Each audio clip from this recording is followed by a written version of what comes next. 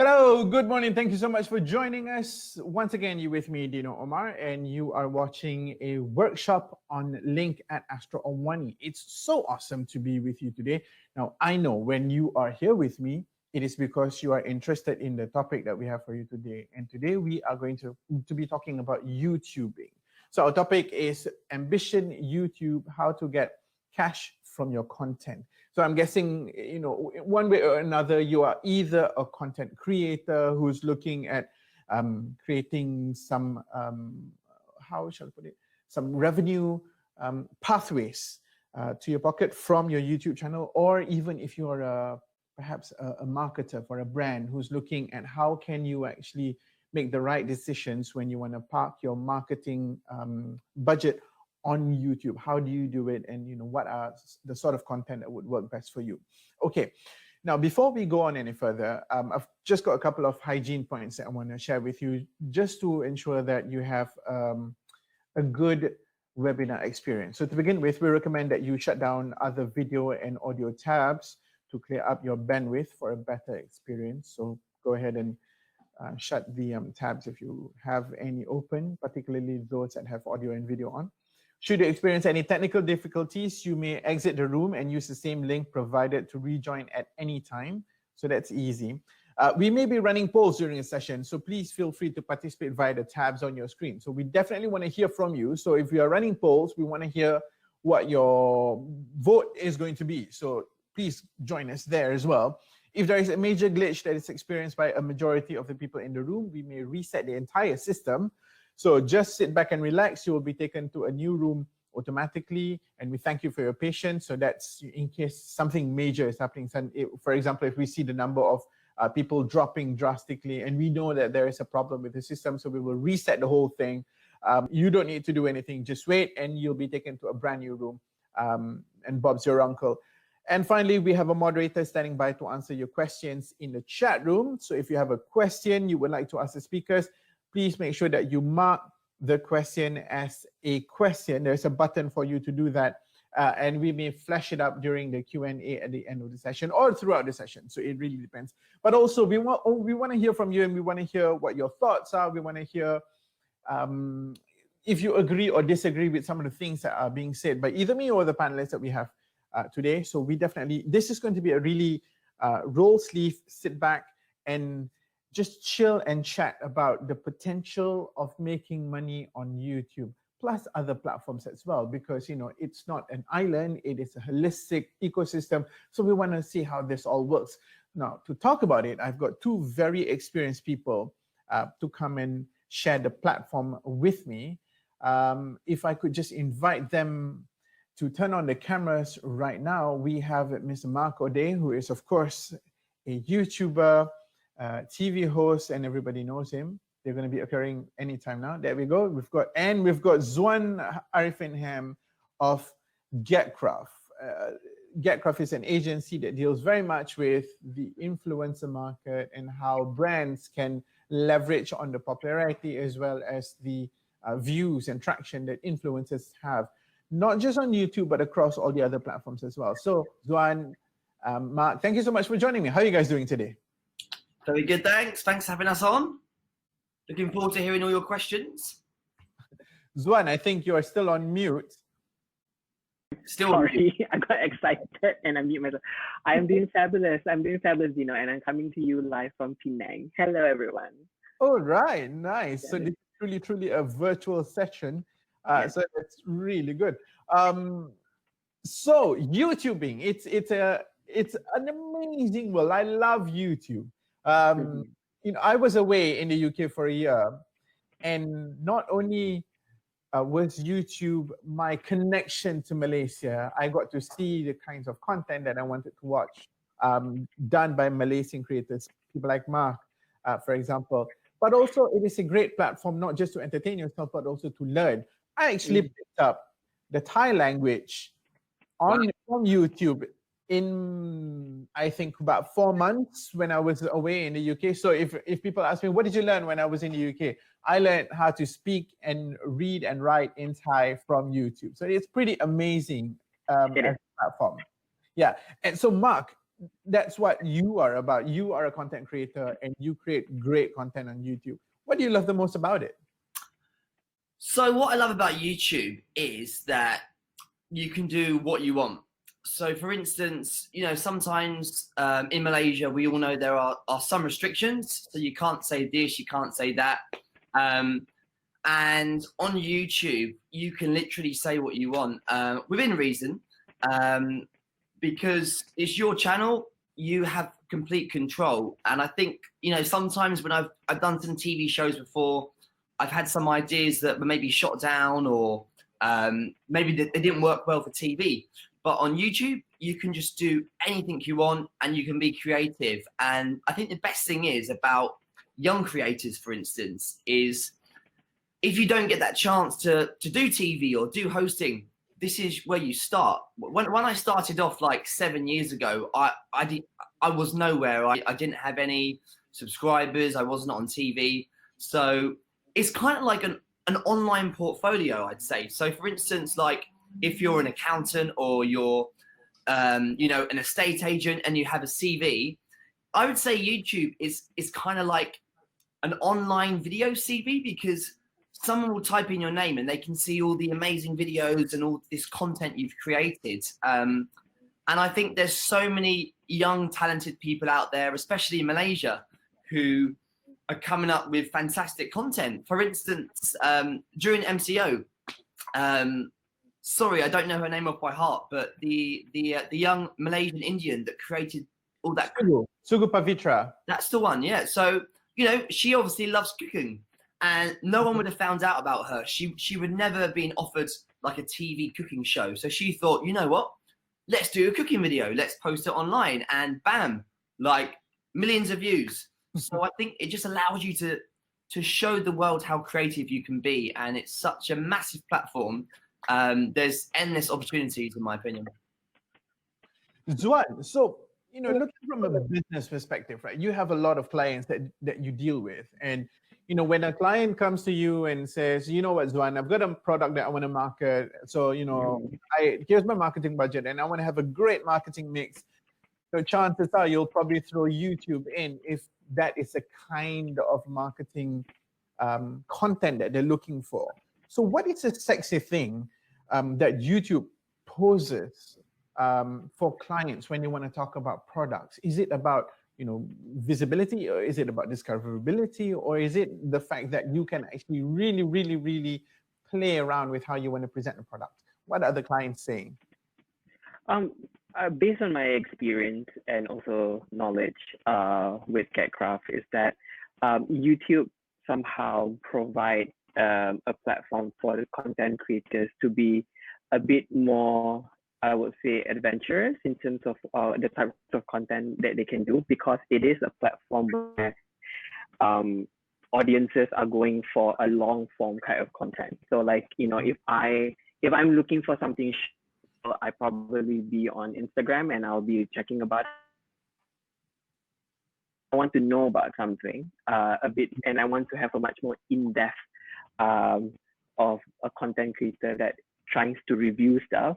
I would probably go to YouTube, and I think YouTube provides that. And for clients who wants to use YouTube, is usually because they do want to, whether their product or whether their services, they want the review or the content basically to have a bit more longer duration, much more long form, and also being used in their content creatively. So, you know, you have YouTubers who they don't do direct reviews, they do content actually, they do like short stories and stuff like that. So YouTube allows to do that. The potential of earning on YouTube, you know, if we're talking about you know, what the clients want to put out there, but also what you can potentially earn programmatically, you know, it's a huge world out there. You know, before we went on air earlier, I was just talking to Mark, and you know, he was telling me, you know, what is his model in earning on YouTube, and different people will have a different kind of approach, and it really depends on not only the kind of content that you make, but also it is about if you want to go with a programmatic route where you rely on the AdSense to really give you the money, or also it's about the direct deals that people like Zuan enable for clients, the correct kind of YouTubers. But let's just talk a little bit about the potential of earning out there. Researching this topic, I was gobsmacked at the amount of money successful YouTubers are making. I mean, there was a report earlier this year that Ryan Kuji made $26 million this year, in 2019. And then in 2018, he made $22 million. The dude is 8 years old, and the content he's making is about toys. So let me get this right. This 8-year-old kid gets toys from all over the world sent to him. He unboxes them, he plays around with them, he has a lot of fun with the toys, but also with his family, and he gets paid truckloads of money. Let's just address the potential that we're talking about here. Is that, a one in a gazillion, or is that a true reality that is actually quite potentially achievable by you and I? Perhaps Mark would be the best person to answer this, because you are out there and you've got great news, which is you just reached your 100,000 subscribers very, very recently. Yes, thank you. I think, sorry, you've mentioned that now, and I'm thinking maybe I should have a kid soon, and I'll just, do unboxing, and I'll just sit at home, I'll stop my channel, and I'll just make money from them. Because it's I don't want to say it's that easy, because you make it seem like, it's so easy to make that money. But I think someone like that kid, he's so good on camera, and youngsters, I think, consume more content than adults because they have more free time. I have a little brother who he's on his iPad, and he's just watching videos on repeat and repeat and repeat. He just clicks it. So this kid, imagine all the kids from around the world who would watch his videos, and like, his videos are good, but at the same time, not every kid could do that and get 27 million just from doing those kind of videos. You have to really find a niche market that suits you well, because I think the one tough thing about YouTube is there's so much competition. And a lot of people will say things like, I want to be a YouTuber. And then the question I'll ask is, okay, what content do you make? And most people, the most common answer is, I don't know, I want to do maybe some vlogs, maybe some skits, maybe some reviews. And they don't have a clear idea. It's always just for fun. So you've got to think of it as, okay, do you want to do YouTube for fun? Just to put videos up there for fun? Or do you actually want to be serious about it? Because if you just have the attitude that is like, oh yeah, man, I just want to do a vlog and, just show video of me and my friends, unless you're really funny, like you're a stand-up comedian, or you have some really good editing skills, you probably won't make it, because there are so many people out there doing the same thing. So many vlogs, so many people doing skits, so many people doing reviews, gaming reviews. So you have to stand out or find something that is niche. So for instance, like the kid doing the unboxing, there's not many kids doing that at his level, with his, the way he shoots the video, his energy, his entertainment. And YouTube actually is a lot more harder now than it was a few years ago. A few years ago, it was so easy to get subscribers. But now, if you think about it, we've got things like TikTok. Facebook video sharing is crazily high. We have so many other platforms as well. LinkedIn, they have a whole video sharing on there. Whereas before it was just YouTube. So to get views and subscribers on YouTube back then was very easy. So now, if you want to do well on YouTube, you have to really find a niche, or you have to be consistent, because you can't have that attitude of oh yeah, man, I want to be a YouTuber. It looks fun. I just post some videos of me at my home trying my cup noodles. I'll do the cup noodle challenge, because there's about 1 million people doing the spicy cup noodle challenge. So you're not going to stand out. So if I were to ask you, how do you set yourself apart? And what's your strategy? Apart from the obvious, novelty of being the Mak Saleh who's making content in Malaysia. Now that's, already a given. But what would your USP be, Mark? So I think that novelty weared off a few years ago, to be honest. Like there's only so many videos I can make about being in Malaysia. There's only so many reviews I can make, like, trying this Malaysian food. I will do it once in a while still, because obviously Malaysia food, sedapnya, like banyak options. You guys have got so many foods. So I think I can try food until I die because there's so many choices. But I think for me, it would be parodies because I feel like in Malaysia, there's no one who is making parodies consistently. So I thought to myself last year when one of my parodies went viral and I saw the potential to do more. So I thought, you know what, I want to be known as the guy in Malaysia that makes parodies because, for instance, brand deals and certain things, if they're looking for a song, I want to be the guy that they come to, because there's not many people doing it. If we're talking about fashion influencers, there's about 1,000 people to choose from. I'm sure Zul can tell me, on GetCraft, there's probably a lot of people that say like fashion, beauty. And that's how maybe you don't get so many brand deals because there's so much choice. So it's the same with YouTube. You have to set yourself apart. How do you be different to everyone else? How do you not, if you do like a cup noodle challenge, like I always say the cup noodle challenge because everyone does it. How do you make it different? How do you stand out from the crowd? So I think for me, it would probably be doing parodies.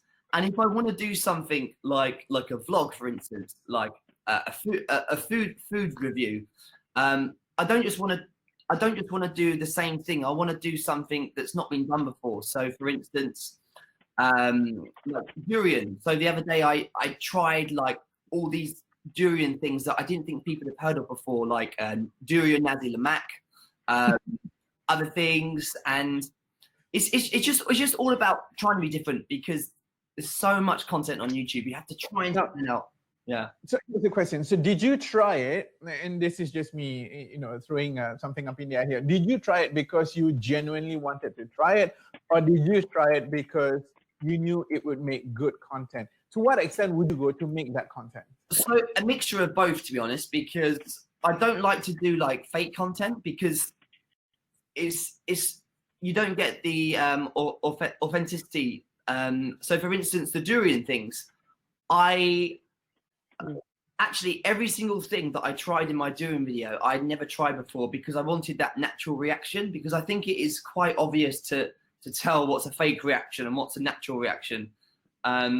But I'll admit, sometimes there are videos I post that maybe I'm not 100% passionate about, but I just know it's the current trend and everyone's talking about it. So you have to do it because I'm sure YouTube is all about keywords. So for instance, if the #1 trending topic is BTS this week, okay, my parody, I don't like the song, but it's the #1 trending video. Let's do a parody on BTS because it's going to get more search results. It's all about getting the correct trends and themes if you want your videos to rank higher. Right.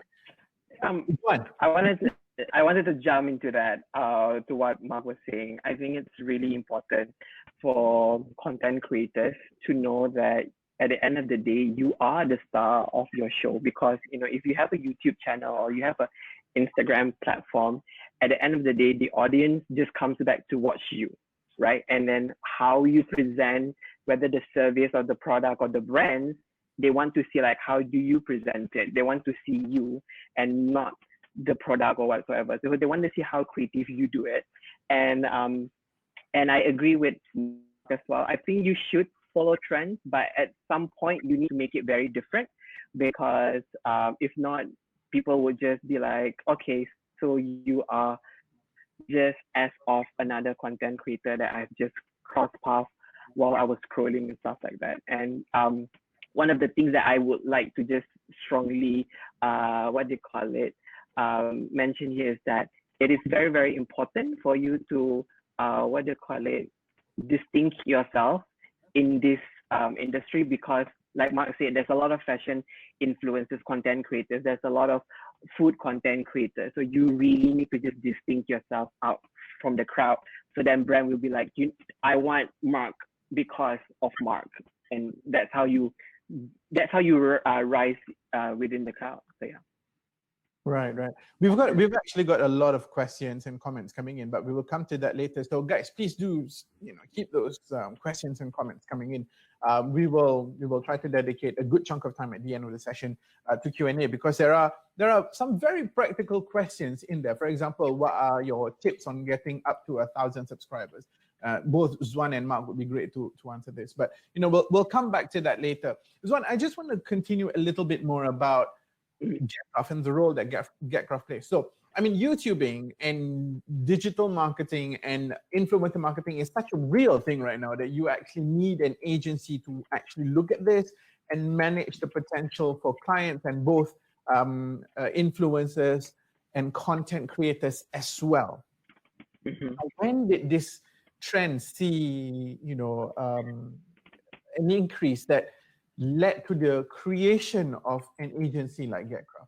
So what was it that Getcraft sees in the market and tries to match with the individual content creators? Because otherwise, brands can just simply go straight to the content creators, right? Why do we even need an agency to begin with?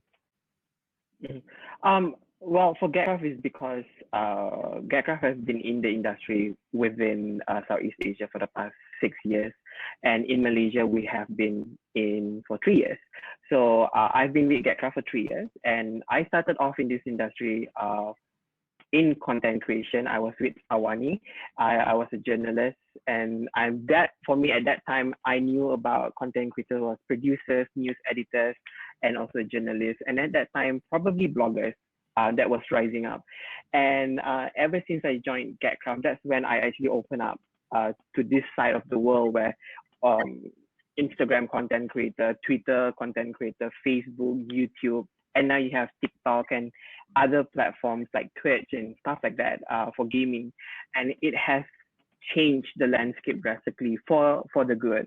There are so many platforms that offer free services and also upgrades for your self-improvement for content creator.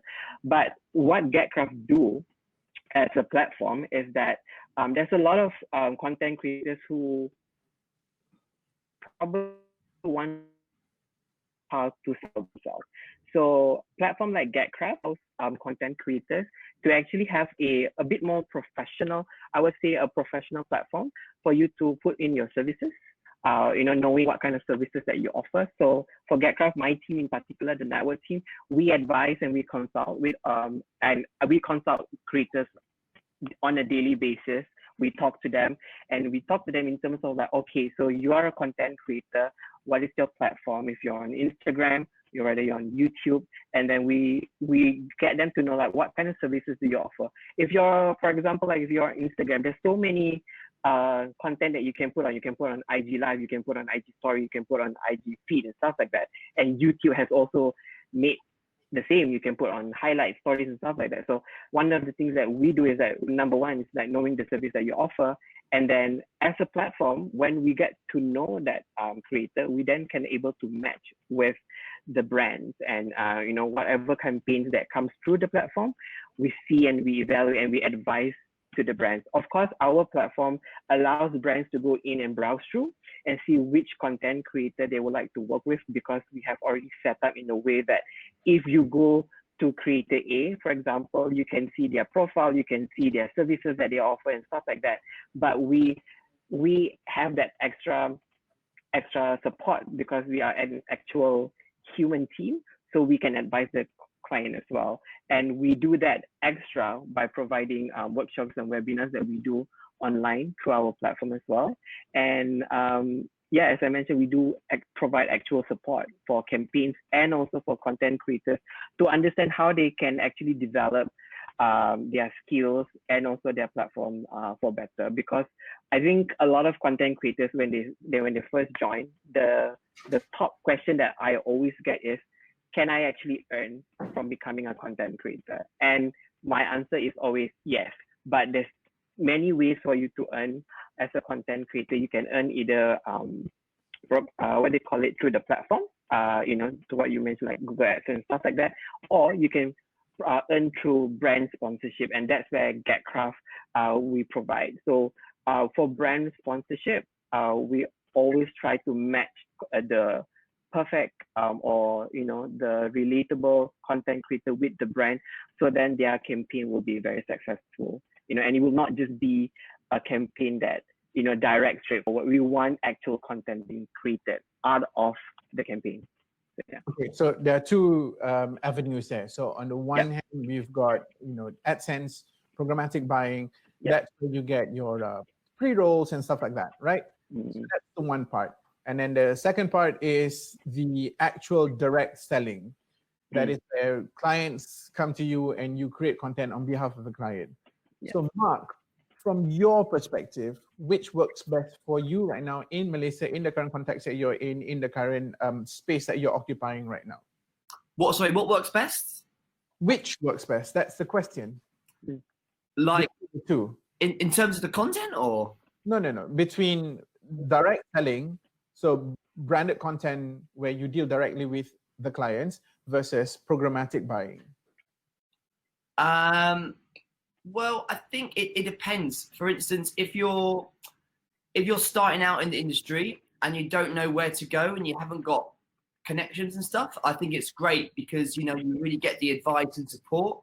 I think it depends on how you like to. I think it just depends on how you are as a business, I suppose. For instance, so my question is, what about yourself? So where you are right now in your own space, which of the two avenues work best for you right now? Is it the direct selling with the brands, or do you actually rake in the cash, just waiting for your views to come up so that I see. Right. No. So I think, honestly speaking, for me, YouTube, I'm not all about making money from that. I think it's more about the brand deals, simply because I still consider myself a growing YouTuber. I don't think I'm like at the top yet.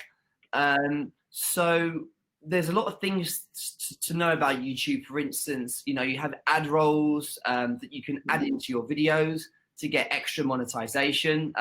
Someone like me, I don't want to make my viewers watch too many ads because I worry they're going to skip the video. So I try and have as least ads in my videos as possible, because my plan is to get to a certain amount of subscribers. And then once I have that audience, then maybe I can add in a few extra ads.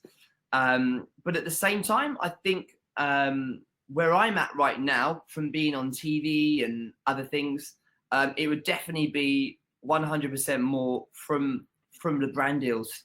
So I think as a content creator, places like GetCraft, for instance, are fantastic because they have amazing relationships with clients, for instance. So there's a lot of agencies out there as well who can connect you with clients, because if you're an up and coming YouTuber and you don't have any connections, I'm lucky because I do a few TV things and I've worked in a few different industries. So sometimes a client will come to me, but if you don't know where to go and say for instance, if you've not been in the industry long, but your videos are doing really well, I think places like GetCraft are fantastic because they will find these new influencers who are really good, but they just haven't really had the chance, or they haven't really had the chance to work with brands. There's some TikTokers, for instance, who I see, they have hundreds of thousands of views, and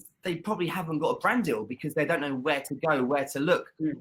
So it's all about building the relationship brands and executing it well. I think that's one thing I wanted to mention. So for instance, I had this bottle here. This is not a sponsored post, by the way, but I always like to use this as an example. So for instance, the difference between a good content creator and a bad content creator, in my opinion, working with brands, is how you infuse, how you blend in your passion and your creativity with the product. So one thing I can't stand, right, when I go on Instagram is when I see someone with a post like this, or like, you know, like, and then and the caption is something like, "Oh my God, I get so many questions from my fans asking me about my skin routine, and you know, I just want to tell you about this product." Kind of stuff is just no. If you gotta find a way to make it relatable to your content. If you're a comedy, you shoot comedy videos. Find a way how to make that product like blend in with your stuff, because the more brand deals you accept, you know, if you go on these pages and you accept every single job and your whole feed looks like this, you're going to lose your engagement, you're going to lose all your followers. Brands aren't going to want to work with you unless they're really stupid, because that's not how do I explain in a nice way, that is not a way to, it's not authentic. It's clearly a paid post. Do you know what I mean? So you've really got to find ways to make your content relatable and blend in with your stuff. Sorry if I'm sounding harsh. No, absolutely. No. I think you're sharing real good advice here, because as I mentioned just now, it is your audiences goes to your platform because they want to see you and they want to see your style. So if you have all the products just like posing like this, you end up not having real content, and then you know your page will look, your feed will look just weird because you have all products right in front of that. I think Malaysian audiences are getting very smart, and they want to know, like, okay, I know that this is a post, this is a paid campaign. You're getting paid to do this content, but what is it that you know I should learn about, or why is it I should go out and buy it, or why is it I should use this offer? I think that's what they call it, content creators need to elevate themselves when they are doing content, and not just post like that. I'm hating Mark a little bit right now, because my last Instagram post was literally that. I was holding a facial cleanser onto my face. I didn't know that. I wasn't treating you. No, but I was thinking, I was sent this product, right? And so yes, it was a paid post of sort. And yes, I did, you know, have the product on my face, sort of like that. But it was only because I didn't know what picture I should put. However, I did pair it with I would think, a rather insightful description of what the pack was all about. So I did a sort of like an unboxing of the gift pack. But yeah, so you know, that's just my little one. I'm hating Mark a little bit right now. Sorry, I didn't realize you posted that. It's fine, it's perfectly fine. But it's good that you mentioned it, because I completely agree with you. I remember my thought process when I was actually trying to figure the post out. So I've done the video, and I knew that I'm somebody who's quite passionate about what I slap on my face.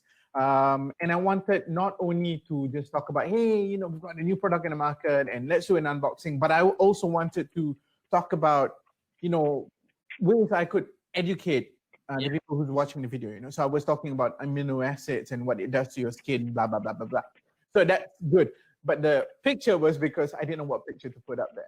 But it was really important to understand how to engage with the people, with the content that you're creating. So you've actually nailed that on the head right now. But right now, let's talk a little bit about, you know, the practical skills over here. What are the do's and don'ts when you're creating a video? I did a TikTok video sort of like yesterday, telling people the 5 secrets of creating good YouTube videos. But I actually, you know, put the actual advice in a blank. For example, I said, make sure you use good blank, because I wanted people to learn what those blanks are right here. So for example, the first one I would, you know, put out there is you've got to make sure that you've got great lighting and that you're in a well-lit place, because I think the algorithm of the system picks up videos with good lighting better over stuff that don't have good lighting. Correct me if I'm wrong. But what are the practical skills and practical tips that you guys can share? Perhaps we start with Mark, and then we go with Zwan, and then we come back to Mark. So you're basically asking, like, what would you suggest to make a good video engaging, right? Yeah, it's, the do's and don'ts, the rules. Maybe not so much, hard and fast rules, but what are the things you should do to ensure that you get better traction? Number one, I think make a video you're passionate about, because right, you are going to spend more time on it, and if you believe in your video more, you are going to want to make it really good instead of just like, oh yeah, I'll do this, I'll post this. Make it something you really want to do or you really love to do. But it's the same with, sorry, I'm backtracking here. It's the same with a YouTube channel. Pick a theme or a subject about your channel that you're passionate about, because you know more about it. You want to teach people something. So I think make sure the video is something you actually enjoy doing. Number two, I think you need to be engaging for sure. You need to have energy. Hold on. Hold that thought. We're sticking with point number one first, making videos that you are passionate about. Now, which is more important, to actually produce quality video as and when you can produce that quality video, or to ensure a consistent production line? You're producing a video every week, ensuring that consistently you are presenting something to your audience. Which is best? So I think you have to, it's a mixture of both, because for instance, you're never always going to have a hit. There's no such thing as someone uploading like a viral video every day. It's just not going to happen.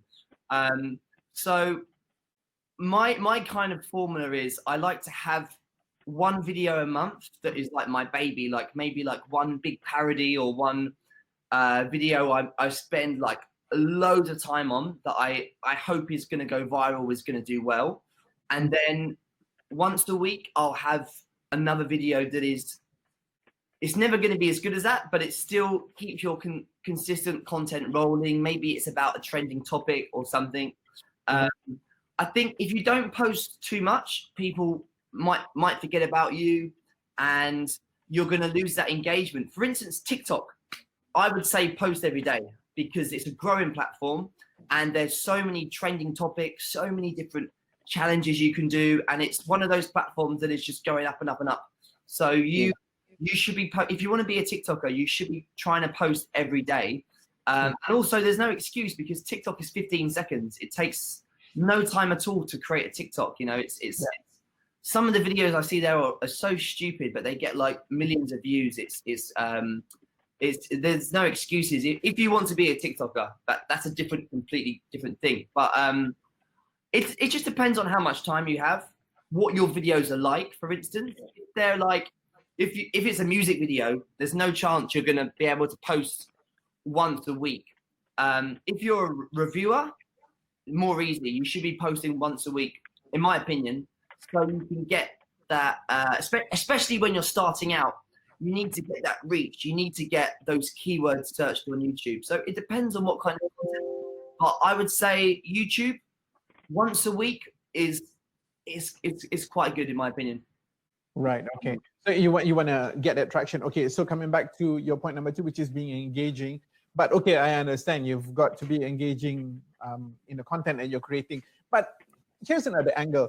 Can you be, or should you be engaging in the comments section? Do you answer criticism or questions or complaints, blah, blah, blah, in the comment section? And are you supposed to, as a creator, interact with the comments, like the comments that you like, that kind of stuff? Yes. Or is it better if you yes, 100% yes, because you want your audience to know that you're listening to what they're saying. So for instance, so when I post a video, I will make sure the first 15 minutes I will respond to everyone that comments, because that is the time when Instagram is actually seeing if your video is doing well. So if you get a lot of comments in the first 15 minutes, Instagram will maybe spotlight your video and it will appear more on feeds. So honestly speaking, here's another tip.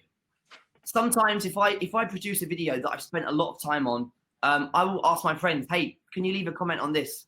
There's no shame in saying that because you're trying to beat the system. You know, you have to get as many comments as you can. And if you reply to comments, that also counts as interaction. So you should be replying to, especially if someone writes you a really nice long comment and, you know, you've touched them because of your video, you should be replying to that because, you know, you should let them know that that comment means something to you. So yeah, I think 100% yes, you should be replying. Yeah. I just want to add that that's really, really important. Like whatever that you put out, you need to make sure that you engage with it. So then at least your audience know that, hey, that Mark is talking to me, or Dino is talking to me, Zuan is talking to me. You know, it's an actual person, because there's a lot of times when I see creators that they put stuff out there, but they don't comment, they don't engage, and like what Mark said, you need to beat the system, because if Instagram or YouTube doesn't recognize that, then your content just sink in and people wouldn't know about it. Sorry, Dino, I know you're the host, right? But can I just jump in here and ask Zuan a question, because I'm very interested. Go for it. I always like to find out about all the gossip. So I want to know, right? Because obviously you're vice president of Getcraft, right? I've dealt with a lot of these influencers who I hear they say things like, "Oh, I want to be famous. I want to get lots of likes. I want to do this." What is like the worst kind of? Because I've met a few people like this, but you obviously must deal with it a lot. So I'm really interested. What is the worst kind of influencer or content creator that you have, the kind that you hate working with, just based on attitude or what? I'm just really curious. This is epic, because Mark Ode is Mambawang right now. Hello. Hi. Hello. Hi. Hello. Can you repeat? Hello. I can't. Hello. Answer the question, John. Okay. Wow. All right. I mean, there's a lot of content creators in Malaysia, and of course, they come with different personalities, and and different personalities and different attitudes. I would say that if I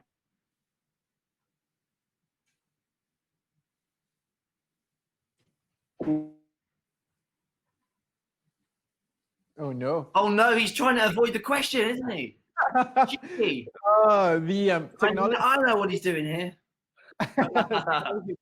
Apparently, technology is working in his favor. But don't worry, we will not let him off that easily. We will definitely come back to him. When he does jump back in. I think he's just there. I think he's got a line lag at the moment. But yeah. So to just wait, we got cut or something? Repeat that again. Oh no, he's gone. Oh, no, he's left the room. No, okay, no. I did not left the room. Hello. Can you hear me? Okay, no, we lost you. We lost you about 30 seconds ago. You've got to repeat yourself now. Oh, okay. No, I've already seen it. No. Okay. I would say that there's a lot of personalities and attitudes from content creators, because they are human. But I would say that one of my pet peeves for content creators would be the first one would be making yourself contactable, making modes of communication accessible, especially for brands and agents, platforms like Getcraft, so that we are able to communicate with you and contact you very easily. I don't understand why some content creators they make contacts very difficult, because at the end of the day, if I have an opportunity, I just want to provide that to you. So I think that's very important. And also, I think it's just like any other job, like be very honest with your work. In terms of if you're gonna submit a draft, is the campaign going to be delayed or whatsoever. I think managing expectation, that's one thing that a lot of content creators should take note. It is okay, for my experience, to go to tell a client, like, hey, I don't think I can manage this draft timeline, So I need to negotiate with you. I think it's fine if you tell them upfront rather than waiting towards the actual date and you be like, I can't submit this and stuff like that. So yeah, I would say like those two things are my advice to content creators not to do, because work ethics, the industry is small in Malaysia, even though we have a lot of content creators, but at the end of the day, it's really small. So you want to make sure that your name is, you have a good name for yourself. You can create amazing content, but if your work ethics is just thrown out of the window, I can't say much, but I would say that you probably will lose out in a lot of opportunities. So yeah. I'm sorry, Mark. If we were expecting a Hello magazine kind of answer, he's totally skirted around that. What I find hilarious is the fact that Zuan was like, I hate influencers that are uncontactable. And then just before that, he leaves the room. No, this is technology. Oh my God, I'm so sorry, guys. No, but Zuan, I want to stay with you for a bit. Okay. You want to talk about, so right now you've created the content, you've got a pretty face and you've got things going on for you content wise, but like what Mark said early in the session, you are in a pool where you've got a billion other fish out there, right? How do you stand out in terms of how you write your titles? What are the tricks of the trade when it comes to search engine optimization, title optimization? What are the things that one must remember? Do we put your brand first and then the subject later, or do we actually talk about the topic first? Can we play with hashtags? How does that work? I want to say that Mark probably is the best person, but to answer this. But in my opinion, I would say that it's a very fast and changing landscape, or for social media. So I would say try and error, because if you want to use hashtag, there are some studies that saying that limit your hashtags. Don't put if Instagram or allows 30 hashtag, you shouldn't put 30 hashtag because it's just overflowing it. And some people say just put 5 key hashtag, that's good enough. I think in terms of title wise, I do agree with clickbait titles might work, because you kind of make your audience be like, oh, what is this all about? And and stuff like that. And I think content should do that. That you're at the end of the day, the reason why I watch Mark's video would be like, what did he just do with Justin Bieber again? So then I click, right? If I know the whole thing up front, I'll be like, okay, next. So you want to keep that mysteriousness in terms of what value you're putting out there. And then I also believe that thumbnails are very important, especially when you're playing with videos. It's really, really important. Don't put blank thumbnails unless it is unless that's the style. But you should be putting thumbnails that people will actually go like, I really want to know this, and stuff like that. So yeah. I mean, at the end of the day, there's a lot of style you can do, and I will say that try and error, because even myself, personally, I've done okay, let me try and be professional and really, good English and stuff like that. Doesn't work. But when I put things like mixed language, like bahasa, bahasa in English, it works. So it's really try and error. You should just see how it goes and then develop from that. How do you feel about clickbaity captions and titles? I'm looking at your stuff right now. It's not exactly clickbaity. It tells me what I would find in the content. So how do you feel about that? Me? Yeah.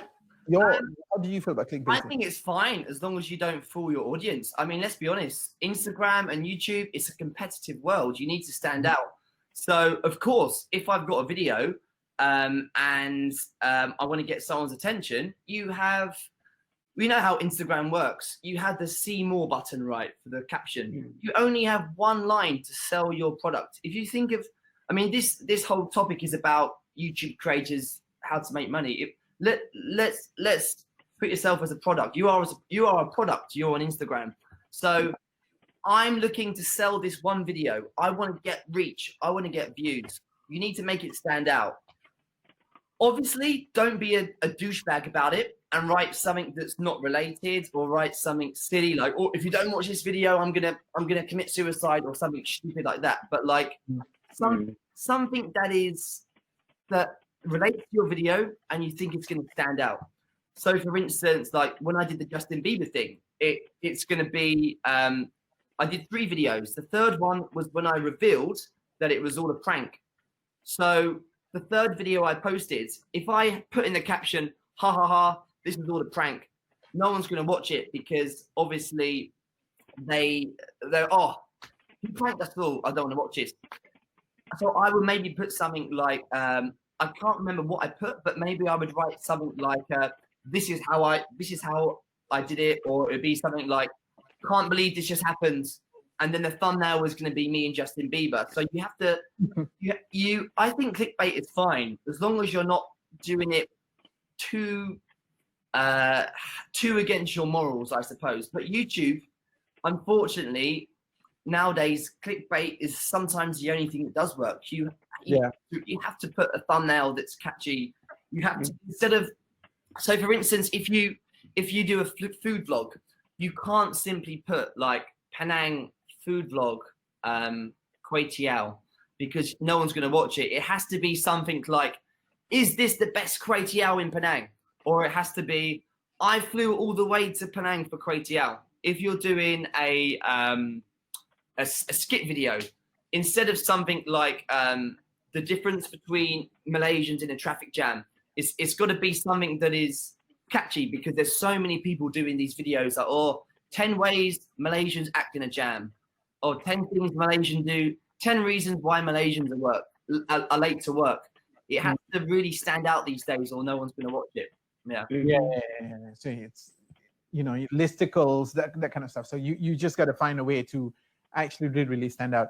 Guys, look, I've got 3 pages of questions and comments that has been sent by the people here. So we're going to go into a Q&A, but we're going to do like a as quickly as possible, kind of, so that we can work through this list over here. The first one that I'm going to talk about here is a question from Danish. How do we reach 1,000 public hours as soon as possible? Because, as you know, if you're thinking of going down the programmatic route to be a YouTube partner program, a person who's in the YouTube partner program, you need to have 2 things. Number one, you need to have 1,000 subscribers, and I think you need to have 1,000, or is it 4,000 public watch hours, right? Mm-hmm. So that's the question that he's asking over there.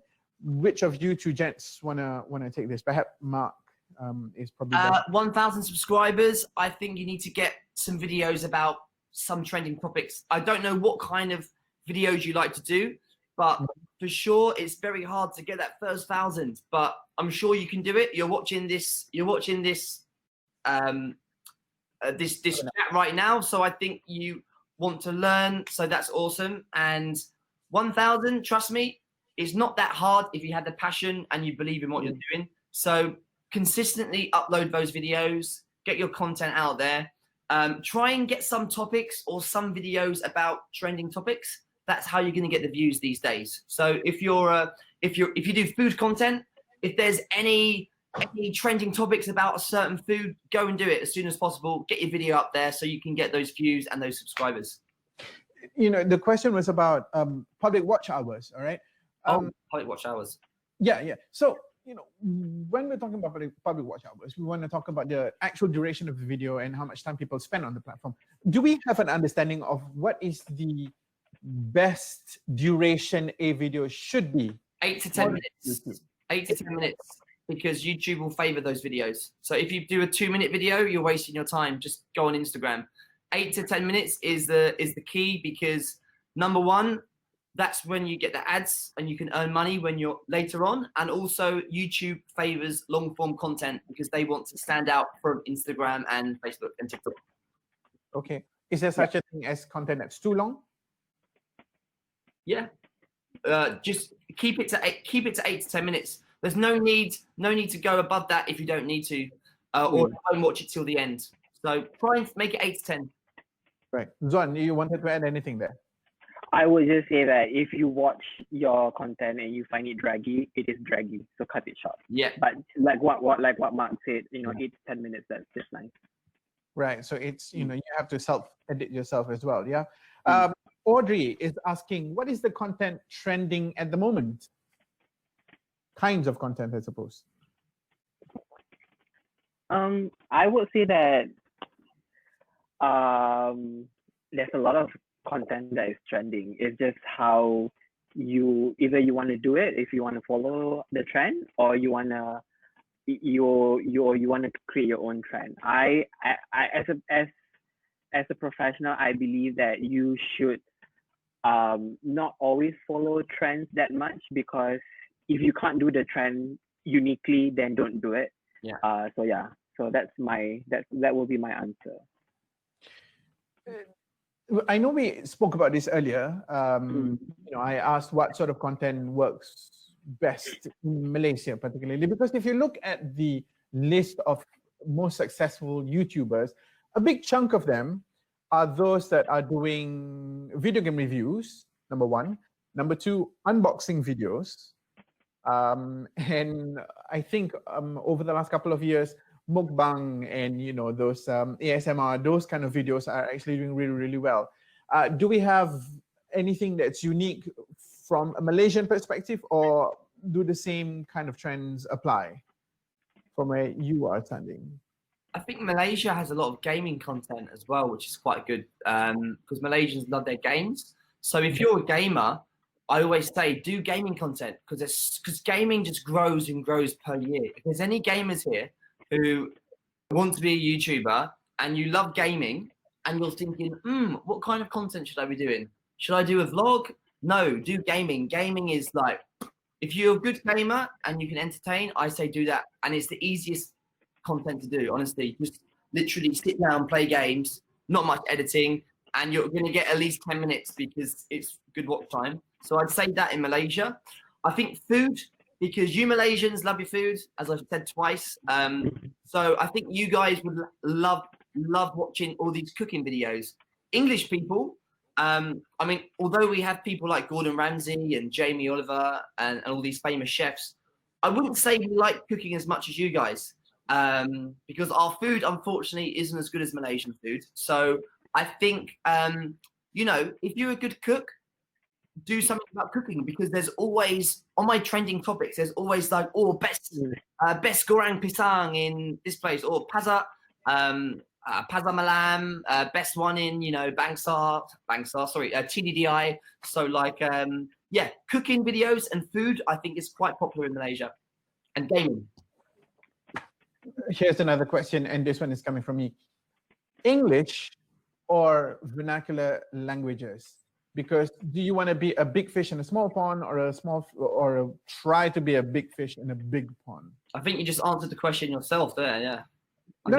What you said is right. If you're really good at Malay and you can't speak English very well, don't try and do something you can't do, in my opinion. And if your content is very like Malay, like the sense of humor between English comedy and Malaysian comedy is completely different. Some of the stuff I want to do, I won't put on my channel because it's like too sarcastic.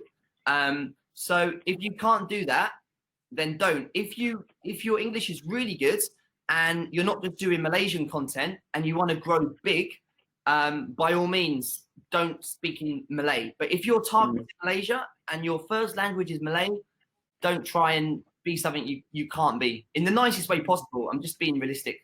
Of course. Yeah. Zuan, so again, we're sticking with vernacular language versus English. From a brand deal perspective, from where you are, seeing things, which works best for Malaysian, brand deals? I will say, like what Mike mentioned, you should stick to what language you are strong on. So if you're an English speaking person, your content should be English, because everyone who watches you knows that. And if you're on a Bahasa language, then you should stick on Bahasa, Chinese, or other types of language. You just should stick it, because if I am a brand and I know that you are doing in Bahasa, there's no point for me to push you on for an English content because your audience would be like, will be saying like, kau buat apa doh? Yeah. So so you want where your audience be like, oh, okay, I've seen this before and it was in English, and now finally someone is doing a review about it in Bahasa. Like, yes, I'm engaged to this. So I would say stick to your best language that you know. Don't be don't be fake. Don't try something unless it is a content about like, hey, I've been speaking English all this while and I now would like to share with you my journeys in doing Bahasa content creation or whatsoever. Then it's a whole different thing. But I would say that just stick to the language that you always do. So, yeah. I'm going to roll two questions in one right now. One is coming from Hilal. What is the niche that attracts more advertisers? So we want to understand what areas that you want to go into, where the biggest advertisers are. Maybe this one can take. But also, Zidane is asking how to approach the advertisers. So I guess this is for people who are creators and they're not big platforms. They are individual creators. You can earn programmatically and all that, but then if you yourself want to go and approach those advertisers, how do you do that? This is also where they should probably subscribe to. Through GetCraft. Yeah, through GetCraft. Yeah. So what do you call it? For me, if you really love a brand and you want to work with a particular brand, I would say don't wait until the brand comes to you. If you're already an advocate for the brand, you should incorporate within your content, because then it will be more organic and people have that trust. And then probably that brand will be like, hey, this person is doing a very organic content using my brand. I should approach him or her. Or the second thing you can do is you can, which I always advise a lot of content creators, don't be shy. If you want to work with the content person or with that brand, it's always like, hi, this is me, this is what I have been doing, and blah blah blah, and email, and find your contacts. Or second, and use platform like GetCraft. That's the reason why you have platform like GetCraft, because we try to connect you with brands. So sometimes I've met with a lot of content creators who, like Mark said, like have 1 million views, 500 views, but they have never worked with certain brands that. He loves doing this, doesn't he? Love doing this, He loves communication. But the other, oh, he's back. but yeah. I'm back, and I think the other question was from Hilal. What is the niche for advertisers? Yeah. I would say that you should. I think in terms of content creation, you should stick to what you know. The second most questions are being asked by content creators is, should I be jack of all trades or should I be a subject matter expert? And I always advise be a subject matter expert when you're just starting, because when you are a subject matter expert, that's where you can define your style and define what kind of content you want to do and stuff like that. And after that, you can try and see what you want to move around with. But in terms of niche advertisers, if you really want to go into this, I would say e-wallet clients are huge, telco clients are huge, and beauties are huge. If you want to start the ball rolling for your content creator career, I would say e-wallet, telco, and also beauty products. So that's where you can start dealing, because they are they are open to use a lot of content creators because they want to reach out as many as possible. So yeah. Yeah, go for that, Mark. So e-wallet, telco, which is easy for you. I'm looking forward to that mascara on your eyelashes, Mark. So a very practical question over here from Sean Chu. How would a YouTuber protect him or herself from copyright breach with a product or service provider? So it's about copyright breach. So how? You mean like? Does he mean music? If you're still there, maybe you can just search. I think talking copyright about using other music tracks. Yes. Yeah. Okay, so that's a risk you have to take. So for instance, me, I love making parodies. I know I can't make any money or monetize a parody because I'm using someone else's song. But it's a risk worth taking, because if that video does well, even though I can't monetize it, it's going to help my channel grow. So, for instance, I did a parody when I was in quarantine, Under the Sea parody from Little Mermaid, but it was actually in quarantine. And that one went on to like 9gag, and it went on to like it got like about 6 million views on Facebook, and my subs went to 100,000 from that video. So that one video gained me about like 10,000 subscribers. But I didn't make any money from it because it's a copyright song. But at the same time, it was so worth like doing that, because it got me that traction that will maybe help me get more views. So in the future, I can make more money from my other videos. So you have to look at it as like, you know, a business. Yes, I'm not going to make money from this. Maybe you're like a recording artist, like a singer on YouTube. Covers are going to get you big views, but sometimes you can't monetize it because you have copyright issue. So you have to be smart about it. If you're doing a vlog, do not use a copyrighted song because you cannot monetize it. So yeah, I think you gotta think about, is it worth risking the copyright breach or not? Yeah. Right. Okay, guys. So I think that's all the time we have. I've got loads of questions and comments coming in, but unfortunately, that's all the time that we have right now. I am sure you all know how to get in touch with both Mark and Zuan. Mark, of course, on social media, and Zuan is also on social media. We've actually, yeah, okay. So what you want to do right now is you want to make sure that your pop-up blocker is not active, so that you can actually have a pop-up. We are going to be putting up the link to Zuan's GetCraft platform. So that's where you want to get in touch with him. So yes, you want to do that.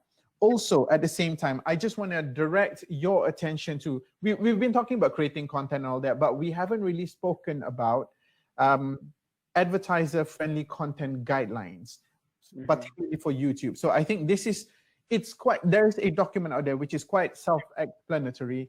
I will get my team to actually put the link in the chat room. So you might want to check that out if you are looking at creating content and you want to make sure that you follow these guidelines to the T to ensure that your content is going to be marketable and monetizable. All right. On that note, Mark, thank you so much for your time. Zuan, it's been awesome having you on here. Thank you very much. Thank you. Yeah, Thank and you so much. as Zuan said, if you guys got any questions, just drop me a DM on Instagram or anything. Sounds like a plan. Thank Yes. you. Right. So before we go, two last things. Number one, we just want to remind you to download the Astro Awani app because that's where you can stay updated with all the latest happenings in the country as well as beyond our currently locked down border. Who's gagging for a holiday out abroad right now? Yeah, that's me. Yeah. But yeah, in the meantime, whilst you're in the country and you want to know what's going on in the country, do download the Astro Money app. Yay! Thank you, Zuan. Thank you very much for that. That's currently on the Office tab. Also, I want to bring your attention to what's coming up next on LINC at Astro Awani. We will be spending the month of September talking about self-empowerment and self-development. We will be talking about how you can understand what you can do to make yourself, your living space, and the people around you better human beings in general. So we've got 3 webinars dedicated to harm reduction. The first one is coming up on the 2nd of September, harm reduction for HIV. What does it entail?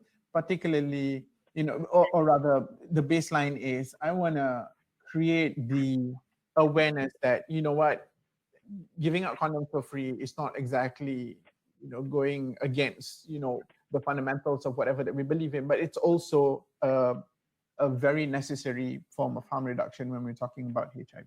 So that's the kind of stuff that's happening on the 2nd of September, HIV pengurangan kemudaratan or harm reduction.